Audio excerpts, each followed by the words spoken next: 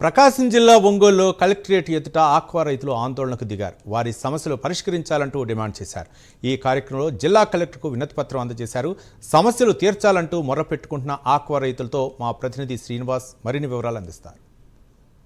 రైతుల పరిష్కారం కోసం, సమస్యల పరిష్కారం కోసం ఒంగోలు కలెక్టరేట్ దగ్గర ఉద్యమించడం జరిగింది. ఇక్కడికి సంబంధించి వాళ్ళ సమస్యలపై వినతి పత్రాన్ని కలెక్టరేట్కి ఇచ్చారు. అసలు వీళ్ళకి ఏం సమస్యలు ఉన్నాయి, కలెక్టర్ గారికి ఇవ్వటం వల్ల కలెక్టర్ గారు ఏం చెప్పారు అనేది వాళ్ళని అడిగి తెలుసుకుందాం.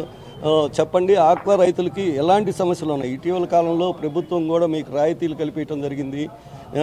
దీనిపై మీ 2019 వరకు రాయితీలన్నీ కూడా అమలు జరిగింది. కరెంటు కూడా అందరికీ ఆ రోజు ₹2కి 70,000 కనెక్షన్లు ఉన్నాయి. 70,000 మందికి వచ్చింది ఆ రోజు. ఆ తర్వాత ఇప్పుడు 74,000 కనెక్షన్ల దాకా ఎదిగింది. 2024-19 తర్వాత ₹1.5 కరెంట్ అని సర్ఛార్జీలు అని చెప్పేసి జోను, నాన్ జోన్ అని 2 రకాలుగా చేసి దాంట్లో ఒక 30% దాకా మిగతా రైతులకి ₹1.5కి అందకుండా ఈ యొక్క మిగతా రైతులకి ₹1.5 వస్తుంది. మా యొక్క వాదన, గతంలో ఏ విధంగా అయితే జోను, నాన్ జోన్ లేకుండా ఒకే జోన్గా ప్రకటించి రైతులు మొత్తానికి ₹1.5కి కరెంటు ఇవ్వాలని ప్రధాన డిమాండు. అదే మాదిరిగా గతంలో 2019కి ముందు ట్రాన్స్ఫారాలు కొత్త కనెక్షన్ ఇవ్వాలంటే ఫ్రీగా ఇచ్చేవాళ్ళు. ఆ ట్రాన్స్ఫారాలకి ఇప్పుడు రేట్ వేస్తున్నారు. ఆ రేటును తీసేసి మళ్ళీ ఉచితంగా కొత్త కనెక్షన్లు ఇవ్వాలనే రెండో డిమాండు. మూడోది, హ్యాచరీస్ మీద క్వాలిటీ సీడ్ ఇవ్వకపోవటం వల్ల ఈ యొక్క పర్యవేక్షణ పూర్తిగా లోపించింది. ఇక్కడ హ్యాచరీస్ వాళ్ళు మొత్తం కూడా స్టేట్ గవర్నమెంట్నే డామినేషన్ చేసే తట్టులుగా ఉండటం వల్ల ఇక్కడ ఫిషర్ డిపార్ట్మెంట్ అనేవాళ్ళు వెళ్తున్నారు. ఏం జరుగుతుందో అన్నీ బాగుంది అంటున్నారు, కానీ మాకు సీడ్ వేసే సమయంలో చెరువులో పడ్డ తర్వాత 20 రోజుల దాకా బాగుంటుంది. ఆ తర్వాత గ్రోత్ అనేది లేకుండా 70% హ్యాచరీస్లో గ్రోత్ లేవు. ఒక 30% హ్యాచరీస్లో ఉంటుంది. ఆ 30% కూడా తర్వాత తీద్దామనుకుంటే అది కూడా మరలా వీటిలో ఉంటుంది.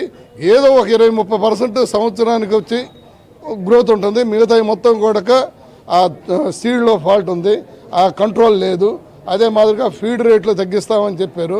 ప్రతిపక్షంలో ఉండి అమరావతిలోను, భీమవరంలో మీటింగులు పెట్టారు.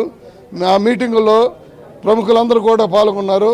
వాళ్ళు నారా చంద్రబాబు నాయుడు గారు పాల్గొన్నారు, లోకేష్ గారు కూడా పాల్గొన్నారు, అచ్చెన్నాయుడు పాల్గొన్నారు. ఎంతమంది పాల్గొన్నా కూడా ఈ రోజుకి ఆ ఫీడ్ రేట్లు తగ్గించలేదు. అదే మాదిరిగా గత 2023లో మోనో సీడ్ వేసేసి సర్వనాశనం అయిపోయిన వాళ్ళకి సీడ్ ఎమ్మటే ఇస్తామని చెప్పేశారు. 40 మిలియన్ల సీడ్ ఇస్తామని 400 పిల్ల కూడా ఇవ్వలేదు. దాని గురించి కూడా ఏం జరిగిందనేది ఇప్పటికి ఆ టైగర్ సీడ్ వేసిన వాళ్ళకి అర్థం కాలేదు. అదే మాదిరిగా కెమికల్స్ కరోనా టైమ్స్లో వాళ్ళ ప్రొడక్షన్కి వాళ్ళకి ఇబ్బంది ఏమీ లేదు, కానీ రైతులు ఎన్ను విరిసేటట్టుగా కెమికల్స్ రేట్లు పెరిగి ఉన్నాయి. ఆ కెమికల్స్ రేట్లు తగ్గించాలి.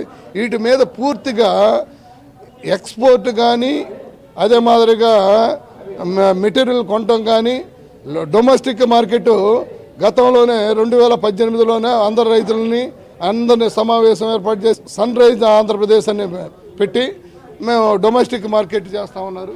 చెప్పండి, అది కెమికల్స్ వాడుతున్నాము, కెమికల్స్ అనేది రేట్లు అధికంగా ఉన్నాయి అంటున్నారు. ఈ కెమికల్స్ అనేది రొయ్యలకి ఏ విధంగా వాడతారు, దాని పరిస్థితి? కెమికల్స్ ప్రతి ఒక్క ఆక్వా రైతు చెరువుకి నీళ్లు పంపింగ్ చేసుకునేటప్పటి నుంచి మొదటి రోజు నుంచే ప్రతిదానికి సాయిల్ ప్రొబయోటిక్ అని, వాటర్ ప్రొబయోటిక్ అని, ఈడిటిఏ అని, ఇలా ప్రతి కెమికల్ లేకుండా అనేది ఆక్వాకల్చర్ లేదు. స్టార్టింగ్ నుంచి ఎండింగ్ దాకా కెమికల్ వాడుతూనే ఉంటారు. ఈ కెమికల్ రేట్లు కూడా ఒక్కోళ్ళు 1500 పెడితే ఒక్కోళ్ళు 4000 పెడుతున్నారు. ఏది ఎంతవరకు పనిచేస్తుంది అనేది ఒక స్టాండర్డ్ అనేది ఒక దాంట్లో క్వాలిటీ ఎట్లా మెజర్ చేయాలనేది ఏ రైతుకి తెలియదు. అది మెయిన్గా ఫిషరీస్ డిపార్ట్మెంట్ ద్వారా, గవర్నమెంట్ ద్వారా మానిటరింగ్ చేసి ప్రతి వాళ్ళని ఆ రేట్లు తగ్గించేటట్టుగా చర్యలు తీసుకోవాలని ముఖ్యంగా మేము కోరుకున్నాం.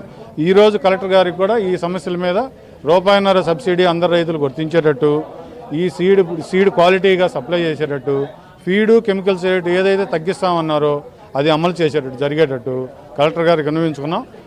కలెక్టర్ గారు కూడా ఇంకో రోజు ప్రత్యేకంగా సమావేశపరిచి అందరినీ కూర్చోబెట్టి మేము మాట్లాడతామని మాకు హామీ ఇచ్చారు. వీటి మీద పైన ప్రభుత్వానికి కూడా విన్నవించి రైతులకు న్యాయం చేస్తామనేది చెప్పారు. వాళ్ళని కలిసి న్యాయం చేకూరుస్తారని మేము కోరుకుంటున్నాం. ప్రస్తుతం ఇక్కడ జోన్ నాన్ జోన్ అనేది లేకుండా ప్రతి ఒక్కరికి ₹1.5 కరెంట్ ఇవ్వాలని, అలాగే సీడుకు సంబంధించి ప్రతి ఒక్క నాణ్యమైన సీడ్గా వాళ్ళకి అందించే విధంగా ఏర్పాట్లు చేయాలని, అలాగే కెమికల్కి సంబంధించి ఫీడ్కి సంబంధించి అధిక ధరలు పెరగటం వల్ల వీళ్ళు ఇప్పుడు పండించిన పంటకి గిట్టుబాటు ధర అనేది కోత పట్టడం జరిగింది. దానివల్ల ఇబ్బందులకు గురి అవుతున్నామని చెప్పి ఈరోజు కలెక్టర్ గారికి విన్నవించుకోవటం జరిగింది. కెమెరామెన్ అనిల్తో శ్రీనివాస్.